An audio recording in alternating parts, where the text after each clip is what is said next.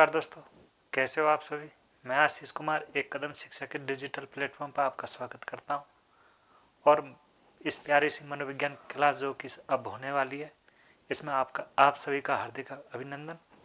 तो चलते हैं अपनी पिछली कक्षा की ओर। जो पिछली कक्षा के अंदर अपन बाल विकास के बारे में पढ़ते हुए आ रहे थे और बाल विकास जो टॉपिक चल रहा था उसके अंदर विकासात्मक सिद्धांतों के बारे में हम लोग पढ़ रहे थे, जिसमें हमने पहला मनोलैंगिक सिद्धांत पढ़ लिया था। उसके बाद में दूसरा मनोविश्लेषणात्मक सिद्धांत पढ़ लिया था, जो कि दोनों के किसके द्वारा दिए गए थे, सिगमंड फ्रायड के द्वारा दिए गए थे। आज हम बात करने वाले हैं मनोसामाजिकवाद का सिद्धांत है उसके बारे में, जो कि किसके द्वारा दिया गया था, एरिक्सन के द्वारा दिया गया था।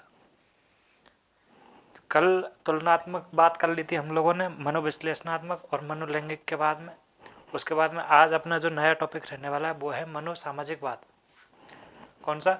मनोसामाजिकवाद।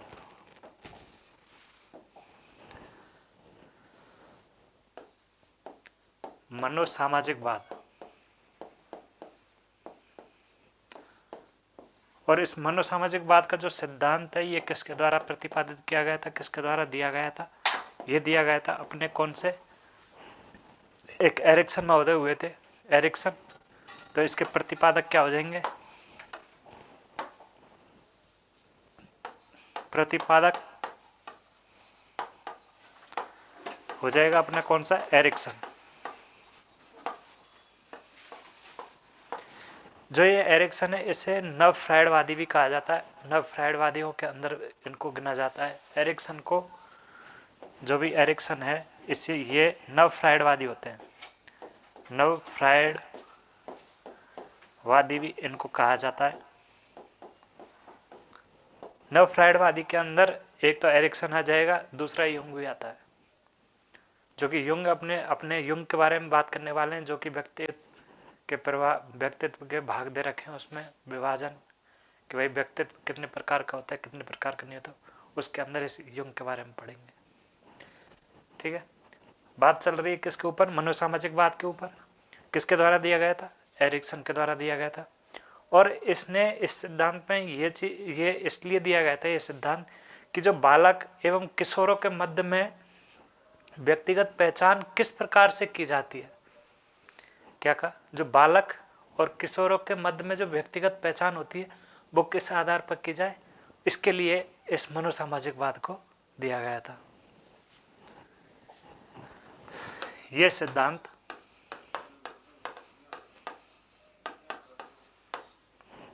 बालक व किशोरों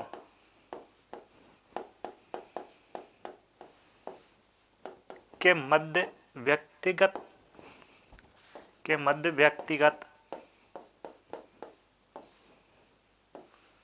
पहचान किस प्रकार की जाती है, प्रकार की जाए, इसलिए इस सिद्धांत को दिया गया था।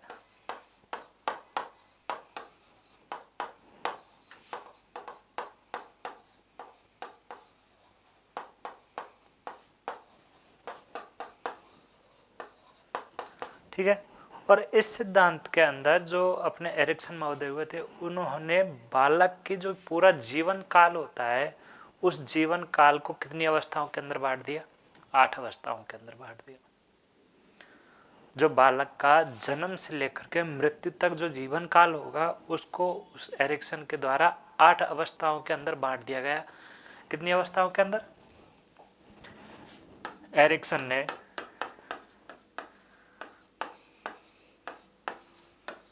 जीवन काल को, पूरे जीवन काल को, पूरे जीवन काल को 8 अवस्थाओं में विभाजित किया। 8 अवस्थाओं में विभाजित किया। यह एक दो बार ये जो लाइन है कि भाई एरिक्सन के द्वारा मनोसामाजिक जो बात है उसमें कितनी अवस्थाओं में विभाजित किया गया है, ये लाइन एक दो बार एग्जाम के अंदर भी पूछी गई। कितने भागों में विभाजित किया गया? 8 भागों में विभाजित किया गया। अब वो 8 भाग कौन कौन से, वो हम अब देखने वाले हैं। कितने भागों में विभाजित किया? 8 भागों के अंदर। और जो सबसे पहला भाग होता है वो कौन सा होता है? विश्वास बनाम अविश्वास। जो पहली अवस्था है वो कौन सी है? विश्वास बनाम अविश्वास, जो कि कितने साल से के अंदर होने वाली है? 0 से 18 माह के अंदर, या फिर इसको 1.5 वर्ष भी कह सकते हैं। तो पहली अवस्था अपने हो जाएगी विश्वास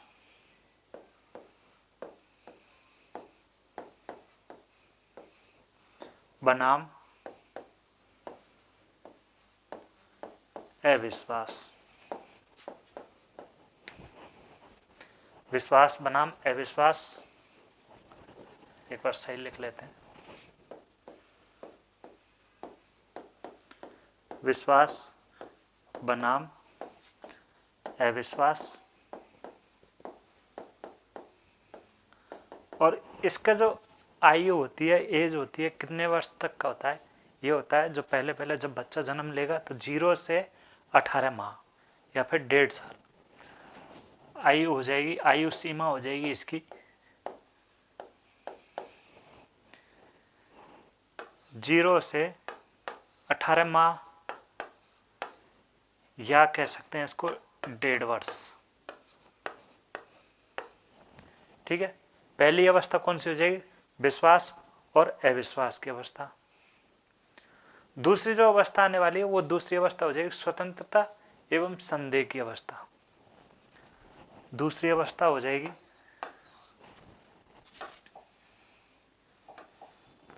स्वतंत्रता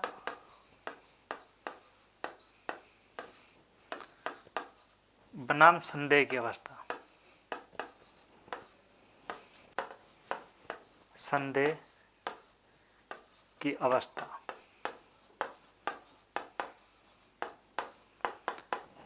ठीक है, पहली हो जाएगी विश्वास बनाम अविश्वास की अवस्था, जो कि कितना? 0 से 18 माह तक। और दूसरी अवस्था है कौन सी? स्वतंत्रता व संदेह की अवस्था। इसका जीवन काल, जो भी टाइम पीरियड है वो कितना हो जाएगा? 3 से 4 साल हो जाएगा। ठीक है, ये हो जाएगी 3 वर्ष से 4 वर्ष। और जो 3 वर्ष से 4 वर्ष के बीच में जो यह अवस्था दे रखी है, आयु दे रखी है, इसको अपन किस नाम से भी जान सकते हैं? पूर्व बाल्यावस्था। पूर्व बाल्यावस्था। इनके बारे में ज़्यादातर यही अवस्थाओं के बारे में पूछा जाता है। बहुत ज़्यादातर अवस्थाओं के बारे में पूछा जाता है, कभी भी डीप के अंदर नहीं आता कि भाई इनका मतलब क्या होता है, अलग से उठा लिया अलग से बताओ। कभी भी ऐसा नहीं पूछा गया है, सिर्फ अवस्थाओं के नाम पूछे गए हैं। और अवस्थाओं के नाम के साथ में ये चीज़ भी पूछी गई है कितने प्रकार के होते, कितनी अवस्थाओं में विभाजित किया गया है, किसके द्वारा विभाजित किया गया है, और इसका प्रतिपादक कौन है, ये सवाल इससे संबंधित आते हैं।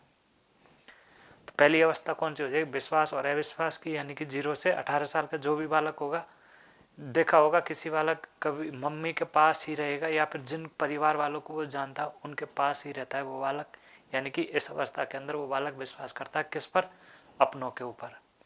कभी कोई दूसरे जो आस पड़ोस है या उसने उस बच्चे को कभी देखा नहीं है तो उनके ऊपर वो विश्वास नहीं करता है, यानी कि अविश्वास हो जाएगा, और वो बालक उनके पास कभी भी नहीं जाता उस टाइम के अंदर। तो यदि जब तक वो उसके परिचित नहीं होंगे, उसके साथ रहेंगे नहीं, जब तक वो बालक उनके साथ नहीं जाता है, क्योंकि उसको उनके ऊपर विश्वास नहीं है। इस अवस्था के अंदर अविश्वास होता है।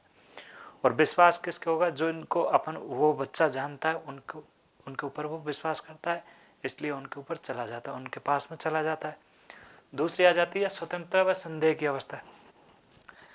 ये अवस्था में क्या होता है कि जो ज़्यादातर बच्चे खेलने उतरते हैं, वो स्वतंत्रता चाहते हैं, हमेशा स्वतंत्रता चाहेंगे। वो उनके एक जगह पर बैठना नहीं चाहते, या फिर किसी ने गोद में ले ले तो बार बार नीचे उतरने की कोशिश करेंगे, खेलना चाहेंगे, यानी कि स्वतंत्र रहना चाहते हैं। और उसके बाद में आते हैं संदेह की अवस्था। वो एक दायरा ही रहेगा जिस दायरे में वो खेलना चाहते हैं, जिस दायरे में स्वतंत्र, बाहर नहीं जाएंगे, किसी के ऊपर विश्वास भी नहीं करते हैं, हमेशा शक बना रहता है। ठीक है, संदेह होता है।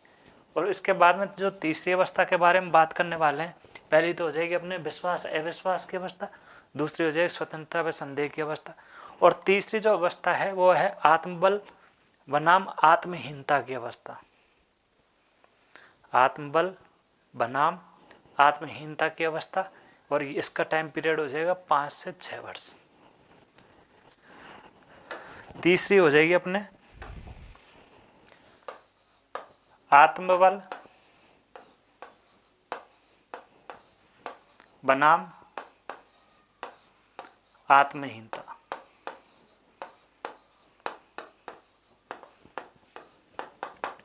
और इसका जो टाइम पीरियड हो जाएगा 5 से 6 वर्ष। पहला हो जाएगा विश्वास है विश्वास, दूसरी हो जाएगी स्वतंत्रता संदेह, तीसरी हो जाएगी आत्मबल आत्महीनता, और चौथी हो जाएगी परिश्रम बनाम परिश्रमहीनता। जो चौथी अवस्था है वो अपने हो जाएगी परिश्रम बनाम परिश्रमहीनता। चौथी अवस्था आ जाएगी परिश्रम,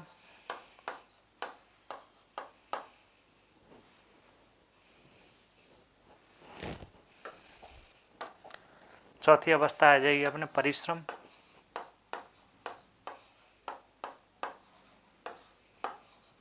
बनाम परिश्रम हीनता। ठीक है, पहली हो जाएगी कौन सी, विश्वास है विश्वास, दूसरा हो जाएगा स्वतंत्र संदेह, तीसरा हो जाएगा आत्मबल और आत्महीनता, चौथी हो जाएगी विश्वास और अविश्वास यानी कि परिश्रम और परिश्रमहीनता की। जो इसका टाइम होता है वो 7 से 11 वर्ष के बीच में होता है। जो चौथी अवस्था है ये हो जाएगी 7 से 11 वर्ष, और 7 से 11 वर्ष कौन सी अवस्था कहलाती है, बाल्यावस्था ही होती है। और बाल्यावस्था कह लो या उत्तरा बाल्यावस्था कह लो। भाई पूर्व बाल्यावस्था अपने कितनी हो गई, 3 से 4 साल तक की पूर्व बाल्यावस्था हो जाएगी, और उसके बाद में बाल्यावस्था ही चलती है, उत्तर बाल्यावस्था कह लो। या फिर पूछा जाए 7 से 11 वर्ष कौन सी अवस्था, बाल्यावस्था। इसके संदर्भ में ये सवाल भी पूछा जा सकता है कि परिश्रम बनाम परिश्रमहीनता कौन सी अवस्था की विशेषता है।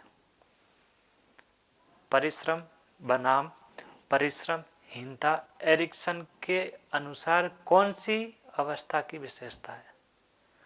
तो ये अपने हो जाएगा कौन सी अवस्था, बाल्यावस्था। उसके बाद में आता है पांचवी विशेषता पहचान बनाम भूमिका पहचान। पहचान बनाम भूमिका द्वंद्व की अवस्था रख लो। पांचवी अवस्था हो जाएगी पहचान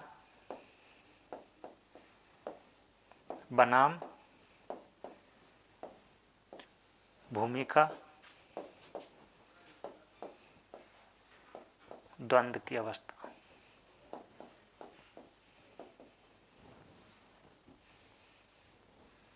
ठीक है,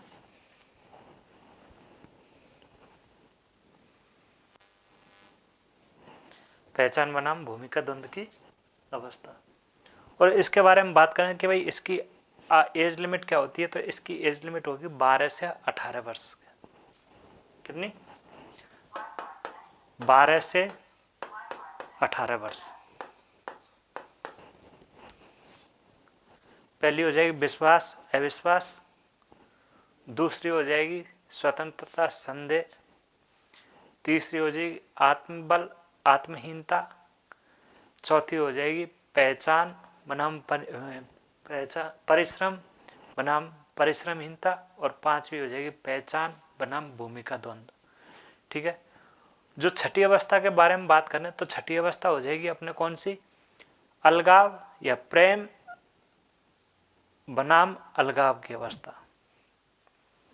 प्रेम बनाम अलगाव की अवस्था जो छठी अवस्था है।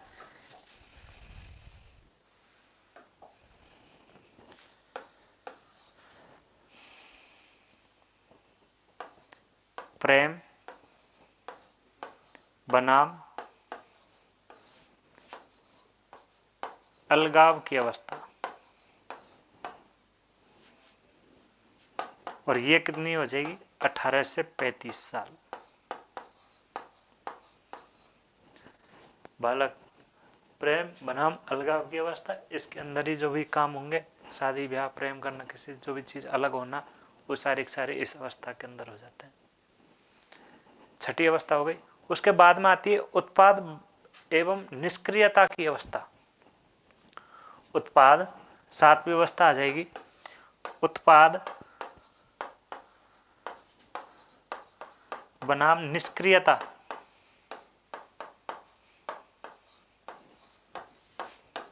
निष्क्रियता की अवस्था ये हो जाएगी अपने 35 से 55 साल। 35 से 55 साल तक की अवस्था कौन सी कहलाएगी? उत्पाद बनाम निष्क्रियता की अवस्था। या तो इस अवस्था में जो भी व्यक्ति है वो काम करेगा या निष्क्रिय बैठा रहेगा। इसके बाद में नेक्स्ट पे आती ईमानदारी और निराशा की अवस्था। ईमानदारी जो 8वीं अवस्था है, ईमानदारी।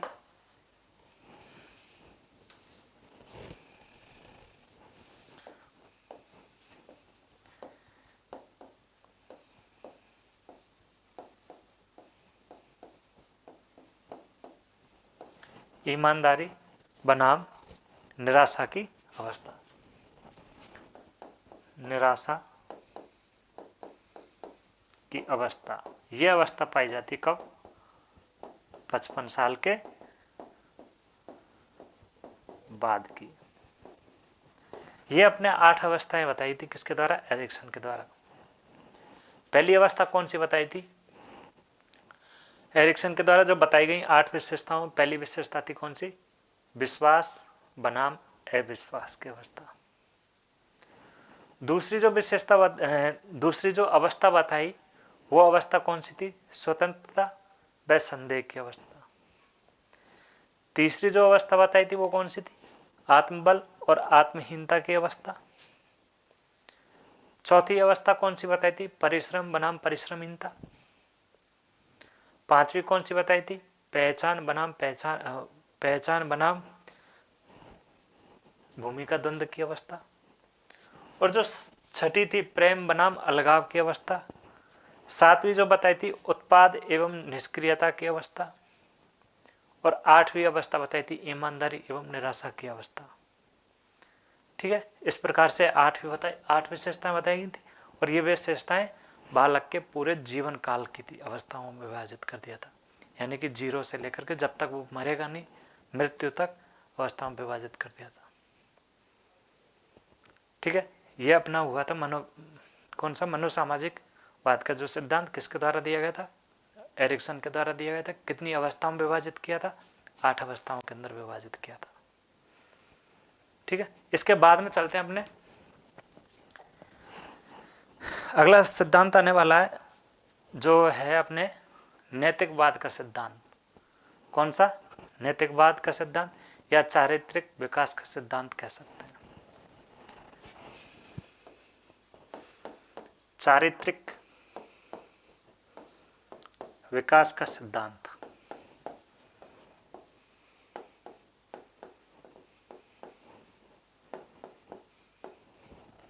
या इसको बोल सकते हैं नैतिक विकास का सिद्धांत।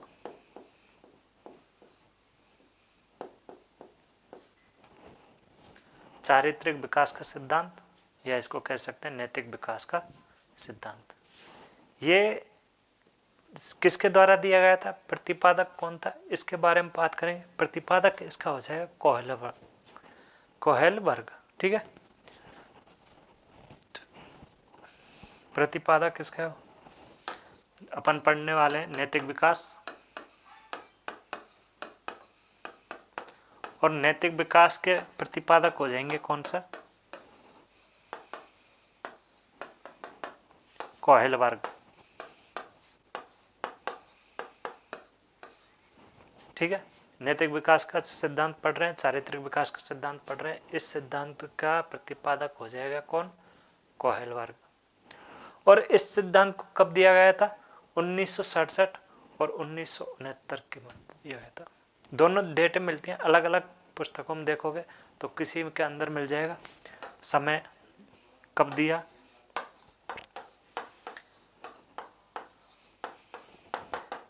अलग अलग इसकी डेटें मिल जाती हैं। एक तो मिलती है 1967 के मध्य या 1969, ठीक है।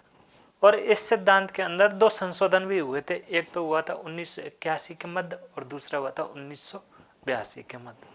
और जो ये अपने नैतिक विकास का, चारित्रिक विकास का जो सिद्धांत है, इस सिद्धांत के मध्य में दो संशोधन हुए थे।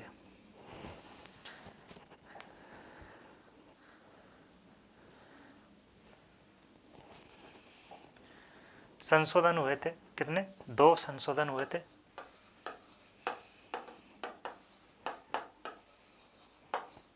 और कब कब हुए थे? एक तो हुआ था 1981 के मध्य और एक हुआ था 1982 में, ठीक है। कब हुआ था? 1981 के मध्य और दूसरा 1982 में। बात कर रहा हूँ किसकी? चारित्रिक विकास सिद्धांत की अवस्था, या फिर इसको नैतिक विकास का सिद्धांत भी कह सकते हैं। इस सिद्धांत का प्रतिपादक कौन था? कोहेलबर्ग था।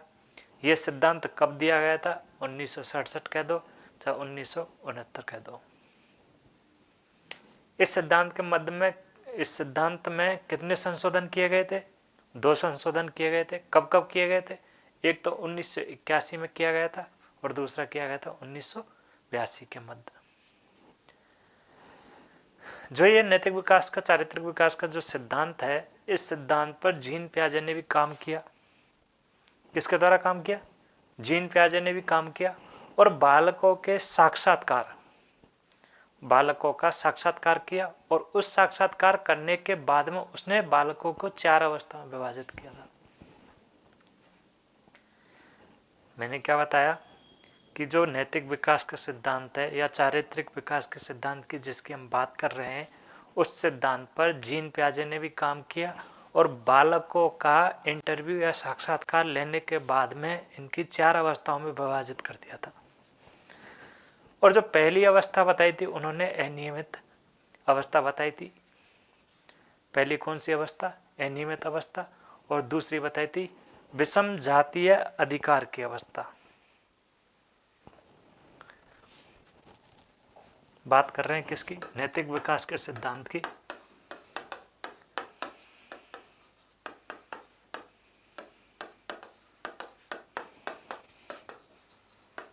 नैतिक विकासात्मक सिद्धांत पर, इस पर काम किया था जीन पियाजे ने भी काम किया।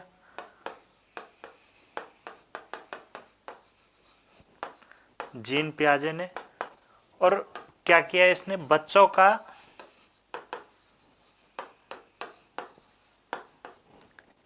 साक्षात्कार लिया।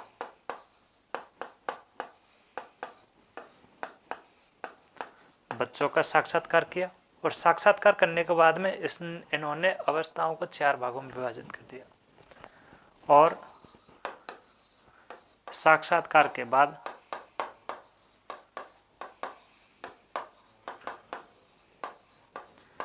अवस्थाओं को, अवस्था को 4 अवस्थाओं में विभाजित किया।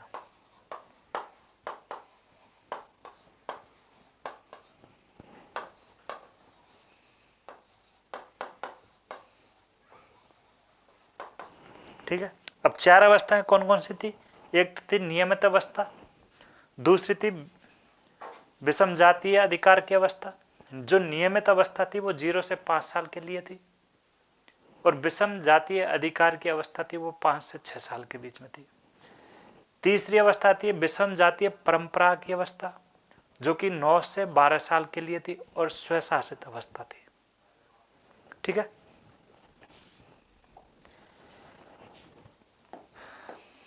चार अवस्थाएं बताई।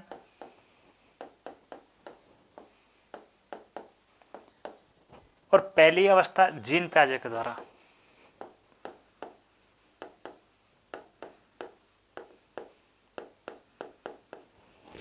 और जो पहली अवस्था थी वो कौन सी थी? अनियमित अवस्था।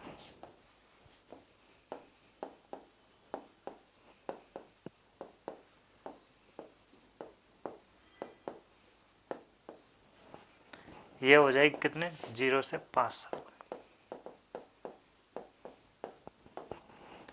और जो दूसरी अवस्था बताई थी विषम जातीय, विषम जातीय अधिकार की अवस्था,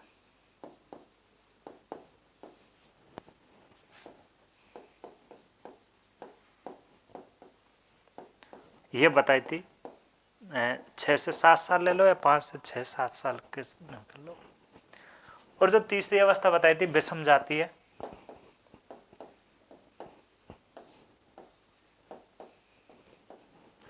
परंपरा की अवस्था,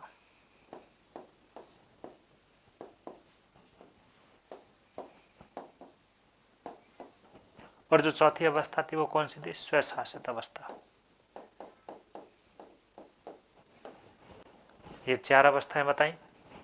पहली हो जाएगी अनियमित, दूसरी हो जाएगी विषम जातीय अधिकार की अवस्था, चौथी हो जाएगी, तीसरी हो जाएगी विषम जातीय परंपरा की अवस्था, और चौथी हो जाएगी स्वशासित अवस्था। ये अपने किसके द्वारा बताई थी, जीन पियाजे के द्वारा। किसके संदर्भ में, नैतिक विकास के सिद्धांत के संदर्भ में बालक की 4 अवस्थाओं में विभाजित कर दिया था बालक को। और उन 4 अवस्थाएं कौन कौन सी बताई थी, पहली हो जाएगी कौन सी, अनियमित की अवस्था, दूसरी हो जाएगी विषम जातीय अधिकार की अवस्था, तीसरी अवस्था कौन सी हो जाएगी, विषम जातीय परंपरा की अवस्था, और चौथी हो जाएगी स्वशासित अवस्था। ठीक है। जो विषम जातीय अवस्था, ये अवस्था मैंने बताई थी, ये 9 साल से 12 साल हो जाएगी, ये 8 साल कर लो इसको, 6 से 8 साल। ठीक है, ये अवस्था। और जो स्वशासित अवस्था हो जाएगी वो 12 से बाद की अवस्था हो जाएगी। ये अपना था नैतिक विकास के संदर्भ में जीन पियाजे का जो कथन, जीन पियाजे ने जिन अवस्थाओं के बारे में बातचीत की थी। अब बात करने वाले नैतिक विकास के संदर्भ में कोहलबर्ग के कथन, कोहलबर्ग का सिद्धांत जो उन्होंने दिया उसके बारे में, कोहलबर्ग के बारे में बात करेंगे अपन नेक्स्ट क्लास के अंदर। ये जो क्लास है इसके अंदर कोई भी समस्या हो तो आप कमेंट में लिख देना। वीडियो को ज़्यादातर शेयर करो, जितना भी हो सके ज़्यादा से ज़्यादा शेयर करो, कमेंट करो। ठीक है, मिलते हैं नेक्स्ट क्लास के अंदर। धन्यवाद।